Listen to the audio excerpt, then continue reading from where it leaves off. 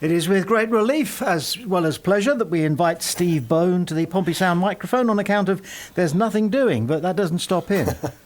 No, there's always something. Of course there is, isn't there? There's always something. Of course, and if there isn't, we're going to invent something. What have you made of the Lang thing? Well, I've got a Langle. I've got an angle on Lang, which I've decided we should call a Langle. Okay. Yeah, it's the story of the week, really, isn't it? Or it's either the story of the week or the non-story of the week, depending on which way you look at it. A lot of talk at the weekend about Preston putting in a 2 million bid for him. People went a little bit crazy and said, "Oh no, Preston have made a bid. He's bound to go. We're going to lose him. What are we going to do? Why are we selling him? All this, that, and the other." Bit of an overreaction, I think, from some people. Not much official from either camp since. I think people have been desperate to know if there is any mileage in it, if it would happen, if it won't happen. My gut feeling at the moment is that we're okay. He's staying. I don't think he's going to go. I'm not saying he's never going to go anywhere. I think he probably will eventually. He's a very good player. Mm-hmm. Every player has their price, of course, we know that. But I don't think he's about to go to Preston, and I don't think he's about to go anywhere else this summer. I was reading the various stories from people trying to get a sort of confirmation from either end of whether there'd been a bid, whether it had been turned down, and so on. And the most interesting line I came across, the Lancashire Evening Post, who cover Preston, obviously, they're actually a sister paper of the News, so there's a bit of a relationship there. They spoke to Peter Ridsdale, who people will remember as the ex-Leeds chap. He is CEO at Deepdale at Preston. He was asked specifically about whether there had been a bid for Lang, which had been turned down, and he said, "I can't." First thing he said, you'd expect him to say, he said, "I can't comment on any player at another football club who's contracted, can I?" Absolutely right. That's what you'd expect him to say. The next thing he said was, "I don't know where that came from." Now that suggests to me that they didn't make a bid, because if you fair enough, you can't talk about individuals, whether it's your player or somebody else's player, but if you're answering a question about someone you have made a bid for, you might still say, "I can't comment," because he's contracted, but would you then say, "I don't know where that came from"? That if that's a genuine answer to a genuine question, that suggests to me that they haven't made a bid for him. I might be wrong. There might be some a bit of a game of poker going on. I don't know. But that when I read that, I thought, right, I don't think they're. I think you might be onto something here. I'd print that. Yes, definitely. Good theory. So I think, in summary, at the moment, I think we're okay. I think if they did bid, I think Pompey have said 2 million, you're having a laugh. Come back and bid 8 million and we might think about it, because Pompey don't need to sell him. From the latest we've heard from Lang, and we haven't heard directly from him since this story came out, but we heard from him in an interview in the News before it came out, and he was talking about how much he likes it down here, likes going along the South Sea seafront with his dogs and so on, and going out for a coffee, and wants to be here, sees himself here long term. So that doesn't sound like a player who's itching for another club somewhere, does it? And I think when a player doesn't want to go, I think it would be different if he wanted to go. If he wanted to go back to nearer to home, Pompey would have to think about it. But it doesn't seem like he wants to go. Pompey don't want to sell him. Fans don't want him to go. So I predict that he will be in the starting lineup at Oxford United on August the 9th for us. Yeah, possibly alongside this Hungarian from Budapest. Yes, that's still Kuznevski. Yes, that's still going on, isn't it? And the latest story I've read on that said the wonderful phrase, Pompey are closing in on him. It sounds like they've got a big net and they're sort of, they're creeping up behind him, and there'll be no escape for him. Yes, it sounds like I've heard some people say he was on his way over here for a medical and so on, although that was a couple of days ago and we haven't heard anything since. but that does sound like it's got legs, doesn't it? That story, and from what we've seen of him and what we've read about him, he would seem to be a very good addition in an area of the squad where we do need it in midfield. Yes. So you're starting to build up that midfield strength a bit. You've got Swift has come in, who John Messino sees as a central midfield player, number 8 a lot of the time. You've got Marlon Pack, who's been pushing his claims for a starting spot again. He's been doing well in pre-season, I think. You've got Dazal there.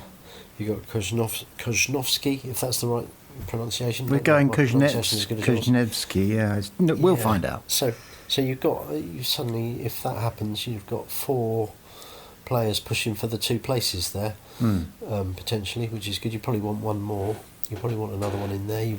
We've still we haven't quite written off Freddie Potts altogether, have we, as a potential returnee? I think. True. I don't think he's going to come back. But no. There was a West Ham 11 played at Worthing last week, and I was looking in the lineup there for clues. But there was no sign of Potts. No Potts. And no sign either of Lewis Orford, the other West Ham young midfielder who we've talked about on here before as another potential, Freddie Potts Mark II, potential loanee from there for the year. So, don't know what's going to happen there, but I'm sure probably got other midfield irons in the fire too. But we're getting there. It's been slow progress though, hasn't it, on the transfer front? It's not built up into a sort of a rush of incomings so far. But well, how many loan players have we got on our books at the moment? Is it a big fat none? Obviously all last seasons went back, didn't they? Yeah. And I don't think we've got none. Brought in any others on loan so far. We've actually made 2 permanent buys, I think, so far, haven't we? So we've got room for 4 or 5 loan players. Yeah. And we like loan players, don't we? The coaching staff, the management, they know how to work the loan system, but they have to wait for the big guns to decide who they're going to send out on loan. Yeah, that's right. It's still early, isn't it, really? There's Premier League clubs who are still assessing what they've got. They've gone away on tour and are looking at how many they need and who they'll need and who might be surplus requirements. So I think you're likely to get loans. I'm sure we will get at least a couple of loans. These sort of younger players from top clubs coming down to get game time at our level and develop themselves. And I think the way we've treated people like Potts and other loanees as well in the past couple of years, probably helps us attract others. Yep. Really, other clubs will have seen what we've done there with him, and I think they will say, Pompey's a good place to send Joe Bloggs to for a year. He'll get a lot of games. He'll get plenty of minutes on the pitch. He'll be treated well. And everything else, so that should work in our favour, shouldn't it? Yes. Before that, we'd had a couple of loanees that didn't work out, but going back to 23. Yes. When they don't work, they don't work. Yeah, they either work well or they're a bit of a waste of time, aren't they, for all parties? Yes, Tyler Walker still can't get his career going. I was going to mention him. Yeah, Miguel Aziz was another one, wasn't he? Silvera is just about back on an even keel. Now he's back at Middlesbrough. Yeah. Yes, that just didn't work for us, did it? So it's hit and miss if you look at it over 2 or 3 years. But I think recently we've had more hits than misses. So hopefully we'll get a couple. Actually, my question to you could have been taken as a trick question because we do have a loan player. Do we? It's Toby Stewart that we've loaned to Hibs. Oh yes, yes, that's true. Cheap trick question, but. Well, there we go. You like a sideways question, don't you? Oh God! And he's impressing already up there. I think he's making a bit of a name for himself. Yes. Which is not surprising because he did well when he went to Crawley. Yes. The back end of last season, kept 3 clean sheets in 4 games or something. Let's talk about goalkeeping, shall we? They seem determined to have a total of 5 goalkeepers on their books next season. Yeah, 5 including Toby. Stewart out on loan. Yes, Yeah. 4 in the building, as they like to say. For training exercise purposes, yeah. as much as anything else. Seems like one too many to me. 4. Well, these small 7-a-side games that they have, they like to have 2 of them running at the same time, are obviously a very important part of the training programme to John Mousinho. Yeah. And he doesn't want a standing goalkeeper down at one end. He wants a proper goalkeeper. I can see that. Yeah, I can see the logic. But if you have got 4, 2 of them are going to be going into training every day thinking, how are we going to get on to the team, of or course, even on the bench? You've got to hire the right person, haven't you? Somebody you've got to level with them and say, look, you're not even going to make the bench most weeks. Yeah. I might put you on the bench just to rotate things a little bit. He's either got to be a youngster on the way up and looking for a year or 2 at a club like this to then get an opportunity either here if somebody else moves on, or do well enough to get a move somewhere else. Or at the other end, I suppose you might find somebody at the other end of the spectrum. Somebody who's been there, done it, is maybe mid-30s or something, doesn't need to be playing, wants to earn a decent wage, has experience that can be of use in a squad. So maybe you'll end up with somebody like that. But yeah, there's been a few names bandied around, hasn't there? Plenty. That we've been looking at and trialists and things. So yeah, if that's why they want 4, then let them have 4. But I suspect it's a strange situation. Do you think there's anything in the possibility that the reason it's taking so long to hire this 4th goalkeeper is because they really have to get to know them to make sure that they're going to be comfortable in this role, which is effectively they're going to be an animated cone, aren't they, on the training ground? I suppose so. You're almost part of the coaching staff. Really, yes. If that's why you've been brought in, if you've been brought in for the purposes of how the training sessions would look, I suppose in an ideal world you'd have a goalkeeper coach who's an ex-goalkeeper, and didn't want to be playing games, but had the experience to play in those games and bring the other goalies on. It's a tricky one, but I think they have looked at 1 or 2. Haven't they? They had one with them in Slovakia, didn't they? I think, and I think they've had a different one in since they've been back in training. So obviously taking it seriously, and it is as we know, key position. It is. You can't hide behind the odd. Well, they're players now, aren't they? I mean, we're now saying in our news bulletins that Pompey effectively play 5 at the back because the goalkeeper is almost a sweeper. You need, the way we play, you need a goalkeeper who is confident with the ball at his feet, is not going to panic when he sees a defender coming towards him, and can play a decent pass either out to the full back or upfield a bit longer, which we certainly got that with Schmidt, haven't we? He can do that. Came up with a couple of assists last season.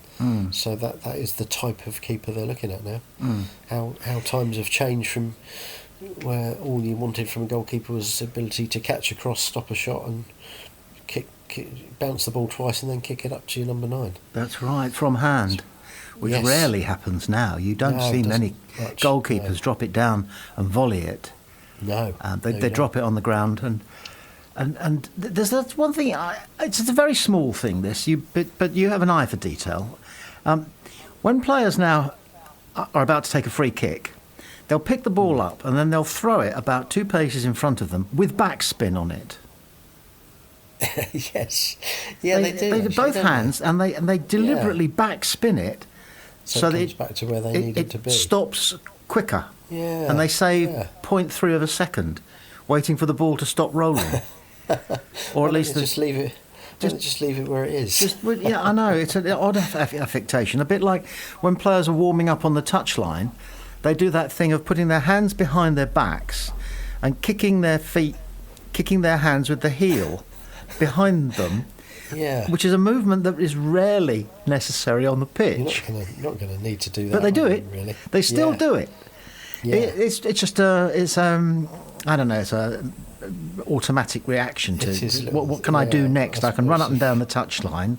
Yeah. But how can I make it look as though I'm actually doing something constructive? I want to look as though I'm doing the right exercises for when I go on the pitch, so I'm not going to get a hamstring strain. And going back to what you were saying about players do at free kicks, at corners, sometime the ball will be down in the quadrant for the corner, and the player will pick it up with both hands, hold it up in the air, and then put it back, and then take the corner. But I suppose that is probably a sort of signalling issue, isn't it? That is a way of indicating where they're going to put the corner, perhaps. How many different corners do we see? Sometimes a team will score on a televised game. They'll score a goal from a well-worked corner, and the commentator will talk about the training ground and everything. But it, generally speaking, doesn't happen. It goes into the middle, doesn't it? I think I remember one of the great Real Madrid coaches saying something like, "We've got two corners, far post and near post," and that's it. That's all you need, really. Everything else is surplus requirements. Yeah, really, but then I've also heard that when the player taking the corner puts one hand up for the first corner that he's taken, it means one thing. But then if he takes a second corner 5 minutes later, he'll put the one hand up, but it'll mean something else. Oh, okay. So a bit like those doubles players. Have you seen them with their fingers behind their back, signalling to the server? Yeah, that's quite a thing now, isn't it? It is. It's sign language. I suppose you have to have a system like that, because if you get a corner in the second minute and matey who's taking it puts his left hand in the air and it goes to the far post, if he keeps to the same system for the rest of the game, then the defenders are going to know where it's going to go.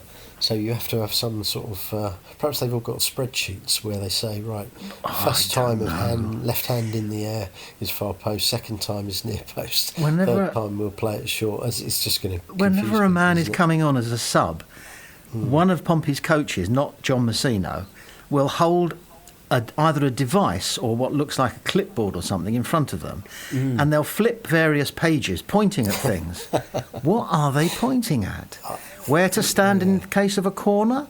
If you're attacking corner, we want you here. I don't know, but if you're trying to get a player to remember that much information at the point where he's going on, I think you're on to a loser. Perhaps it's just the menu from the Chinese takeaway, and he's saying, right, we'll go down to the Chinese later. What are you having? I told you before, a microphone once picked up Harry Redknapp sending a player on, and the player must have said, "What do you want me to do, boss?" And Harry just went, "Whoa, just get out there and run around." That was it. Yeah, and that's probably about the best advice you can give to a player. Just keep it simple. Go out, go and get hold of the ball, play it to one of our teammates, and score a goal or something. Another little quirk is that teams don't want the other team to know what their formation is. But when they line up at 3 o'clock, they are all standing in exactly the formation. Yeah, I know. They stand in it. 4, 3, 2, 1. There they are. Yeah, stood like that. And if you don't want the opposition to know, then you could stand in different positions at 3 o'clock. But then you'd be in the wrong position for the formation you want to play at the start of the game. You could be 2-0 down by the time you've got to your right post. And do coaches work on the hand signals that they often try to communicate to their players? Is there a set of codes? Does the manager at some point say, right, when I do this, which is to roll my hands over each other, all right, it means increase the tempo. If I do a lob with my hand forward, that means let's go to long ball. Or do they assume that the players will know what these things mean? Yeah, there must be some sort of system for that, mustn't there? Or else what's the point of making any hand signals at all? Or is it just that coaches, when in shouting the instructions, are doing the hand signals that come naturally with those instructions? I don't know. Perhaps there's a special day at their week-long coaching course where they devoted to hand signals. I don't know.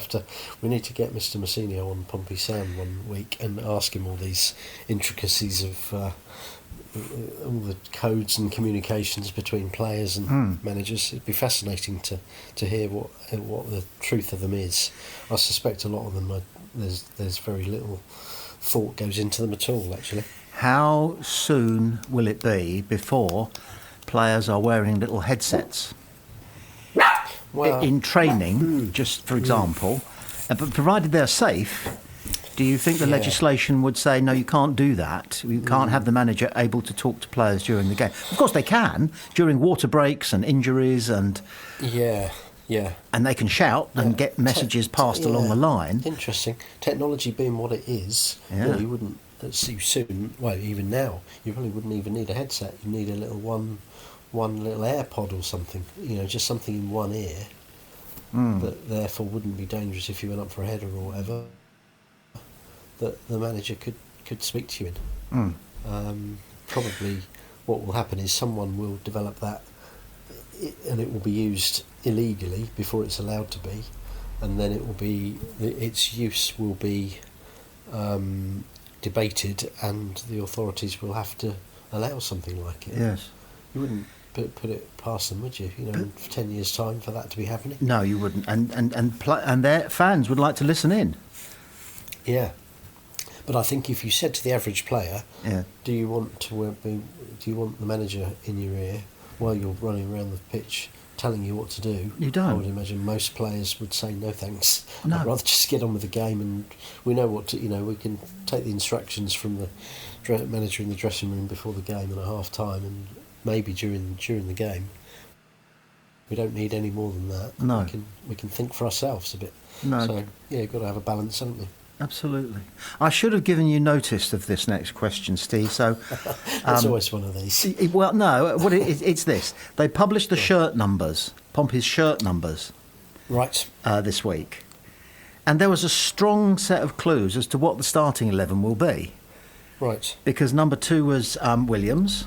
Yeah. And then I think 5 and 6 you had Shaughnessy and Poole. Yeah. Ogilvy, effectively, I think I don't know if he is actually number 3. Left back, but it's something like that. And Pack wasn't in the first 11. Right. I don't know what shirt. Are you getting it up? I am, because I haven't seen this. Take your time. I'll give out the phone number or something, or an address whilst you're looking for it. No, it's all right. Yeah, I've got them. Yeah. Well done. I missed this completely. Yeah. Is it of any significance at all? Well, I think it is. But there'll always then be there will then be people that are in that 1 to 11 that you won't see all season, and there'll be a number 27 or something that will be irregular. I think Josh Murphy's number 23 or 24, which is a bit apart odd. apart from those who are numbered 1 to 11, these days there are always some players who, and I don't know if it's superstition or tradition or what, but they like to have certain numbers, and it's been the way ever since squad numbers came in. Murphy is number 23, which he was last season. I think you can safely say that doesn't mean he's not going to be in the first 11. No, I think number 23 is going to be out on the pitch. So who have we got? We've got Schmidt as number 1, as you'd expect. Williams and Ogilvy 2 and 3. We haven't got a number 4 at the moment, so I suppose that's being saved for a midfield signing, you would think. Kuznevsky? Possibly, yeah, could well be, couldn't it? Poole and Shaughnessy are, as you say, 5 and 6.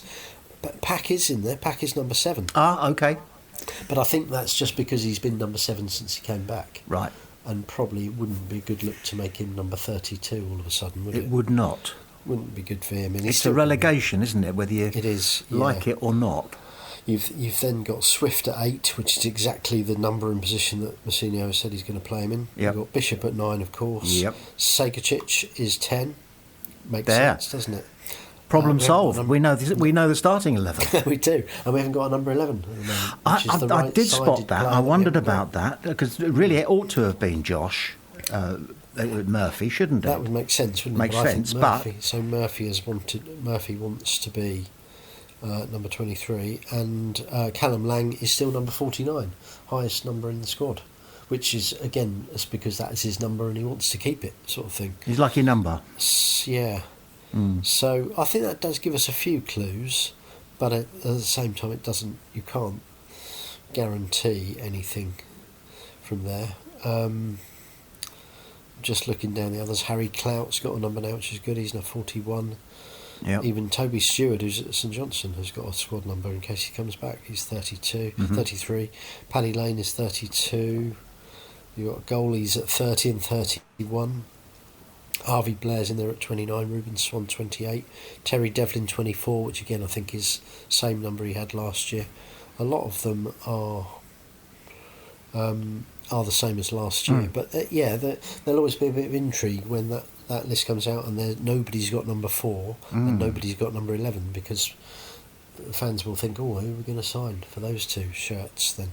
It's obviously gets some thought, doesn't it? It does, yeah. And I guess it's down to the manager at the end of the committee meeting to say, right, okay. Yes, that's right. Or maybe in advance they say, does anybody have any particular numbers that are lucky, or they feel comfortable wearing, they like wearing it for whatever strange reason? Yeah. Must be a bit of that. I read that, oh gosh, his name's walked out of my head. Phil Foden. He bagged something like the number 58 shirt at he's City. got a high number, isn't he? And the reason for it is because his grandfather, who effectively brought him up, passed away at the age of 58. Right.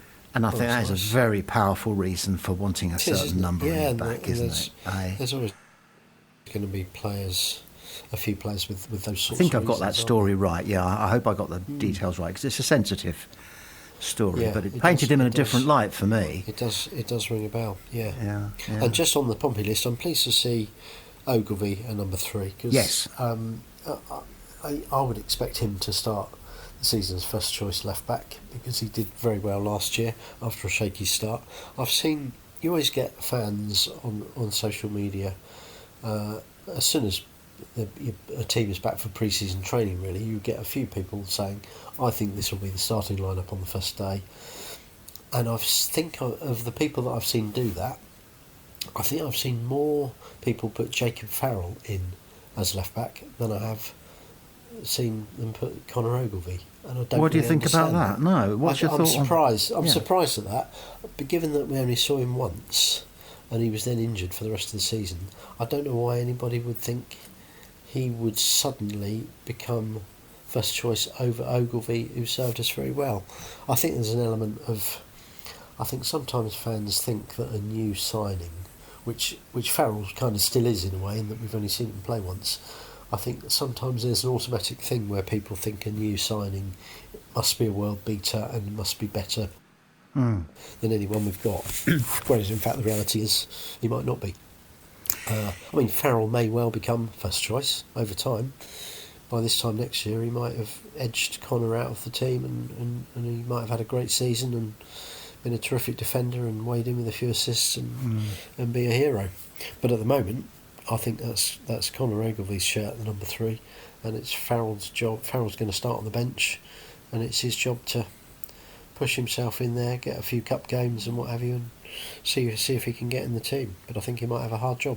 Is there any footage anywhere of the goal that Ogilvy scored against Crawley in that behind closed doors session? Yes, I have. I think I've seen something of it.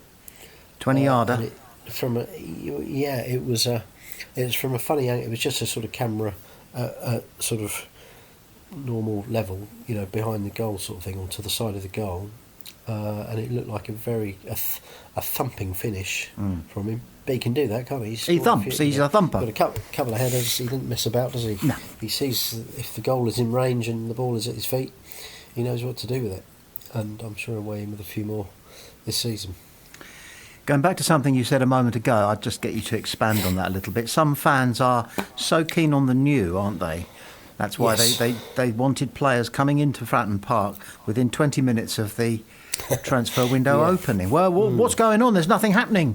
Why are we leaving it so late? All this sort of thing. It's because they assume I don't know what it's like. It's like the grass is always greener. There must be somebody out there. Doesn't matter really who, but they must be better than whoever whoever they were going to replace here. So let's get them in and get them in a first team shirt and we'll win the Premier League next year. Yeah, and there does seem to be, I think it's that sort of feeling is exaggerated when it's a player from abroad. That's a good point. That somehow seems more exotic, doesn't it? Yes. And fans are thinking, well, if we're signing somebody from Germany or Hungary or Belgium, he must be really good. A wizard. Coming over here into a championship club. So let's look at his last 4 goals on YouTube. Yeah. And they're all great finishes. Yeah. So let's he's going to be captain and top scorer and everything else by the end of the season. often it doesn't work out like that. I mean, sometimes it does. You know, I'm not writing off anybody that we have signed from abroad, or from anywhere else, because you know, some of them will be great successes and will get those first team places. But I do think there's an automatic thought of when a player comes in and says all the right things and does all the right things and looks the part and has his moody photo taken in the stand, people think, oh yeah, that's going to transform our season. Some of them will, some of them won't. And yet we welcome back with open arms, of course, players who used to play for Pompey or were with the academy, and we didn't pick them up, we didn't spot them. And it suddenly occurred to me, I wonder if you put together a side of players who have been through Pompey, have been at Pompey Academy and went elsewhere and did an awful lot better, like the lad who lives around the corner from me, Adam Webster, who we missed. Bristol City turned him into a £20 million defender. And he's still holding his own in the Premier League, sometimes captains one of the best sides in the country, and we missed him. But you could put together a pretty decent side, couldn't you? You could, actually. Just about. If you had Stewart in goal, Toby Stewart in goal, of course, and unusual. There's and Pack and Ritchie and now Swift, of course. To that, and you can go. But I mean, there are some who never got a look in and were gone by the time they were 16 or 17, and then there's others who did get a little go in the first team and then moved on. And I'm thinking people like Jed Wallace and Joel Ward and people like that. But there's a lot of good players out there still playing who have come through the ranks at Pompey, and some of them have come back, which is great, and others haven't. Jason Pearce was another one, centre half, who did come back. It was good here as a youngster, did well elsewhere, came back. There's been a few. I think you've nearly got a team together there, off the top of your head, which is pretty good going, I've got to say. Yeah. That's pretty encyclopedic, that is, what you just did there. Well done. You could probably put a good 11 together. You'd have to decide what your parameters were of that, but there's been a few, and of course we like it when we've seen them do well. I think generally Pompey fans like to see a player do well somewhere else. You do, even if they're thinking, what might have been if he'd stayed with us. I mean, a lot of these moved on when we were in League One and League Two, so you can't blame them. It's just the way the football works, isn't it? It's the food chain, isn't it? But it's nice when they do well somewhere else, because it shows we know what we're doing a little bit with bringing players through. It shows there's local talent in Portsmouth and Gosport and elsewhere. You just hope that in the years to come, more of these youngsters will come through and get into our team. The youngsters will come through, and the players from abroad will come through. We've lost a Potts and we've got a Kovnechski. We've lost a Ritchie and we've got a Segacic. That's the direction. The net is spread ever wider, isn't it, these days? As it has to be, because if you don't, if Pompey aren't looking in Europe and Australia and maybe America and anywhere else for players, then other clubs will be, and there are good players out there. And I don't think fans mind where players come from these days. If they're good players and they can help the team succeed, they will be welcomed like locals. And of course, one of the advantages of coming to our league, if you're a Hungarian or a Dutch player or whatever, is that it's likely as not that you'll speak English. Because it's kind of the global language, isn't it? Still, even though we're out of the EU and everything, the EU still speaks English. Yeah, that's right. Easier to come here if you're a young.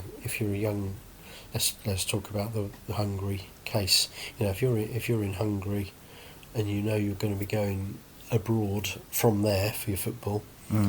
There's probably some countries where you'd think, oh, how's that going to work with the language barrier and cultural differences and so on. Whereas a move to England is probably not quite as daunting as some other moves might be. So that probably helps us as well.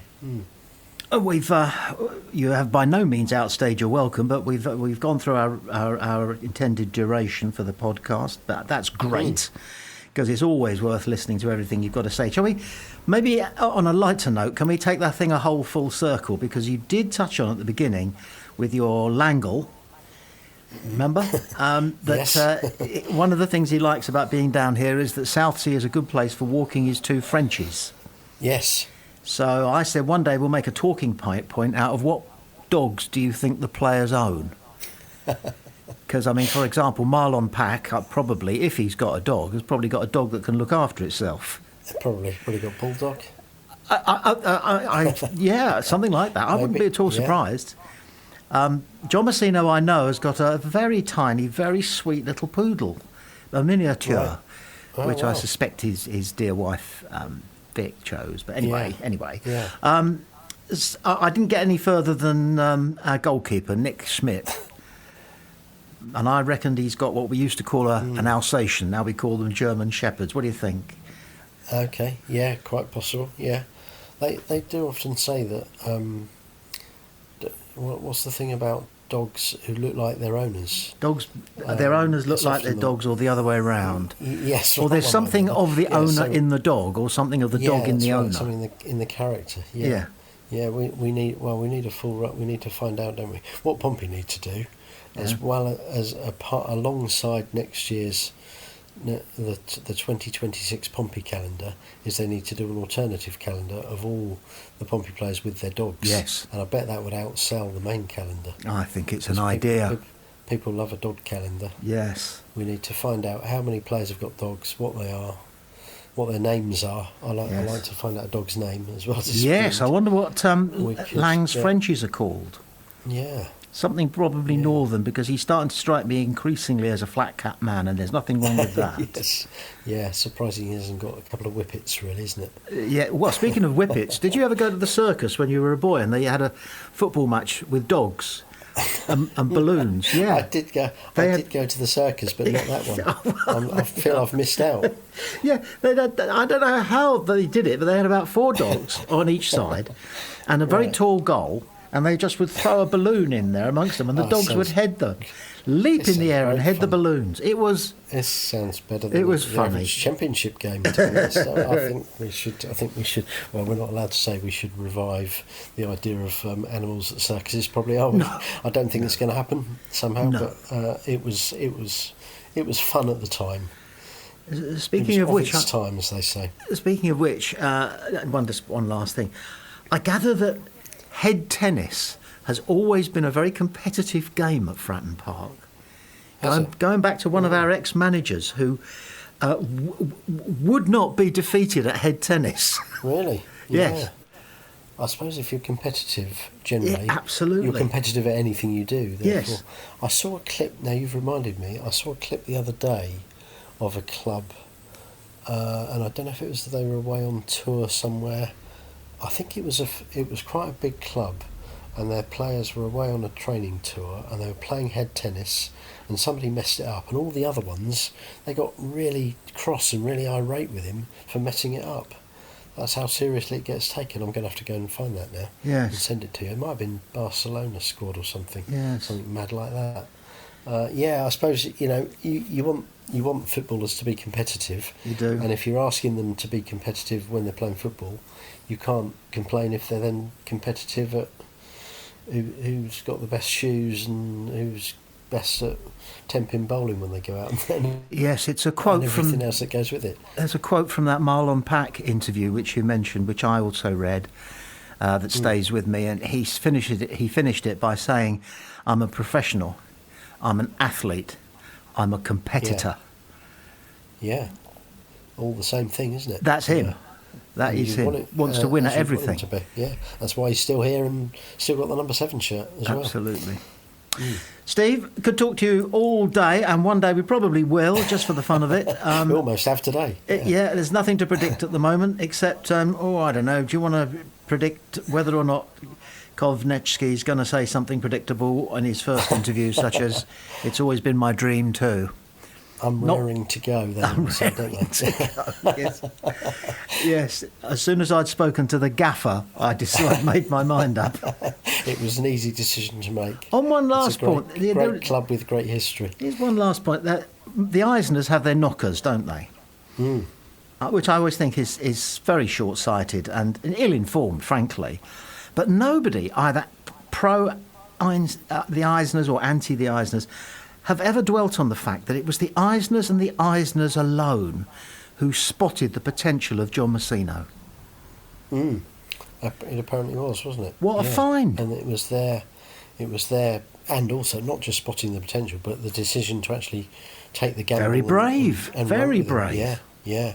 I mean, not, obviously Andy Cullen and Richard Hughes were there and would have had an opinion and would have been consulted and everything.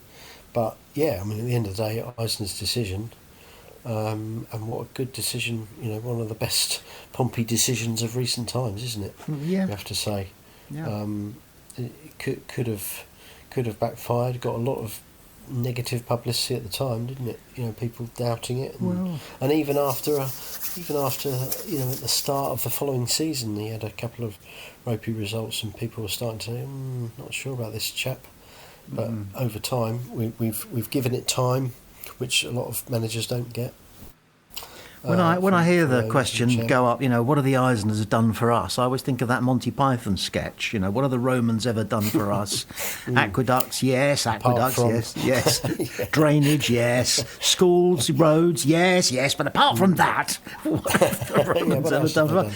And the Eisners, the training ground, the upkeep of the stadium, the development of the stadium, the pitch, the new media centre, all of these infrastructure things, and they gave us John Messino. But it doesn't happen. It's they've got to put their hands in their pockets, kind of. Yes, that's the thing with being a football club owner, I suppose. Whatever you do, whatever you do that's positive, people will say, "Oh yeah, well that's good," but you're the owner, so that's fair enough. That's what you should be doing. But human nature, I suppose, isn't it? And football, certainly football fan nature, you'll always want a bit more. Last week you were gearing up to digest the Isthmian League fixtures. Yes, did that all go according to plan? We've had them. Yes, I can't tell you all of them off the top of my head, but they are now out. Isthmian League actually starts the same weekend as Championship, August the 9th. So we've got lots of Sussex derbies to look forward to, and so on. And we are, as we're speaking now, what are we, just over 2 weeks away from all those leagues and Pompey's league kicking off. So we'll soon have been in a strange position where we'll have to talk about matches every week. Yes. It'll be very odd. And on that note, there was a lad sitting opposite me on the bus this morning, and he was wearing a football shirt, and I couldn't work out who it was. It was white, but it had lime green colour trimmings and what have you, and 1888 on the underneath the badge, and I couldn't see who the badge was, and it had Reynolds Furniture on the front. And so I leaned across and said to him, "Excuse me, I have to ask, who's your club?" And he went, "Bognor." Yes. And I said, "Good for you, mate." He was only about 9 or 10. Right. Good for you. Yeah, that's nice. That's nice, isn't it? To see young fans supporting their local non-league teams. Wearing the shirt.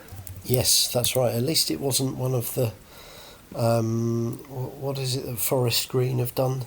Some sort of vegan kit. Have you heard about this? What, you can eat it? No, it's because it's vegan because of the material it's made out of. I'm just going to see if I can find it quickly. Otherwise, we might have to talk about it next week. It is. Well, I'll talk about it now. You won't be surprised to hear that the Daily Mail's headline on this is "Fans turn against football's wokest kit. Club unveil 100% vegan strip ahead of new season." And even Forest Green fans, says the Daily Mail, have hit out of their horrendous new kit. I'm just trying to find a picture of it because it's something to do with. Yes, here it is. It's sort of lime green leopard print. It has to be. We can't do this on Pompey Sound, can we? Yeah, because it's a radio station, but we need pictures as well. There's a pink version. There's a lime green version and a pink version, and it's sort of it's a leopard print look, and it is made of. I don't know what it's made of. I can't begin to understand it. But it is 100% vegan, which apparently some other kits aren't, which I don't really understand. I don't quite know what is in the other kits that animal them products in them. Must be something in somewhere, the dye or something. Yeah, but this is Forest Green, isn't it? They don't serve burgers. They only serve vegan sausage rolls to fans and this, that, and the other. The Daily Mail might rail against him, but none of those journalists would want to come up against him in a dark alley. I can tell you. Probably not. He can look after himself. He's absolutely. He's quite a formidable. He used to be homeless. He used to travel around the countryside in a little van.